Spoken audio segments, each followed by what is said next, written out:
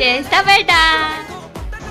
Hi guys, welcome to my channel. పాప అంత ముద్దుగా పుదీనా రైస్ చేస్తావా మమ్మీ అని అడిగింది కదా, అందుకే చేస్తున్నా. ఫస్ట్ పచ్చిమిర్చి, కొత్తిమీర, పుదీనా మిక్స్ చేసి పెట్టుకోవాలి పక్కకి. తర్వాత ఒక కుక్కర్ గిన్నెల ఆయిల్, పచ్చిమిర్చి, ఉల్లిగడ్డ కొన్ని వేసుకోండి, ఎక్కువ వేసుకోండి. గోల్డెన్ కలర్ వచ్చిన తర్వాత హోల్ గరం మసాలాలు, కసూరి మేతి మిక్స్ చేసుకున్న పేస్ట్ మొత్తం అలా వేసేయండి. వేసిన తర్వాత రైస్ వేయండి. రైస్ వేసి కొంచెం ఇట్లా ఉడికిన తర్వాత వాటర్ వేయండి. వాటర్ వేసి డెక్కన్ పెట్టేసేయండి. పెట్టి ఒక 3 విజిల్స్ అన్నా 2 విజిల్స్ కన్నా.